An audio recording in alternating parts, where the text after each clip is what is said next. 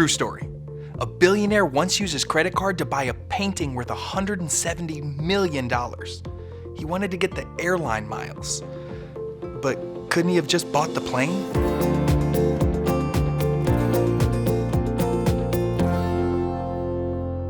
If you're like most people, you probably use some type of plastic card to make purchases. You've been asked credit or debit in the checkout line. But do you really know the difference between the two? And more importantly, do you know why it's important to know the difference? In this lesson, you'll learn how credit and debit cards work. You'll learn when to use one and not the other. And we'll give you tips to stay on top of payments and avoid fees and interest charges. So let's get going. And we'll start with debit.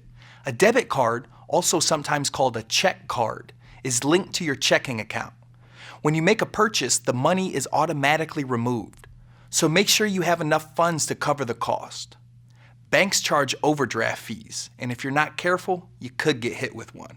Unlike debit cards, credit cards don't pull money straight from your account.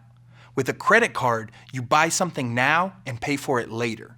You'll be sent a bill, and as long as you get to it on time, you won't be charged fees or interest.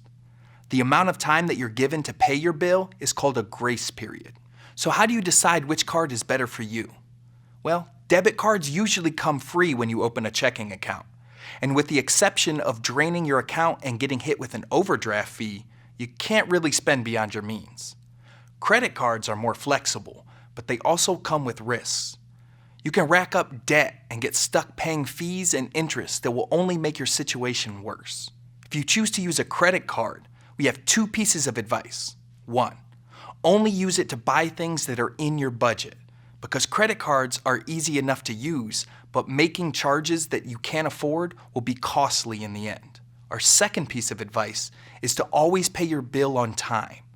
The most reliable way to do this is to use your bank's online system.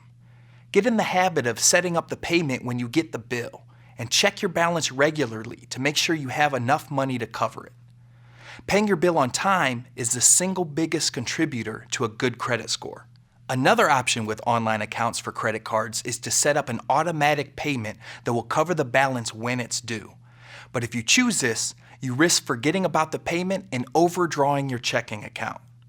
One way to avoid this is to adjust the payment to cover only the minimum amount required and pay the rest manually.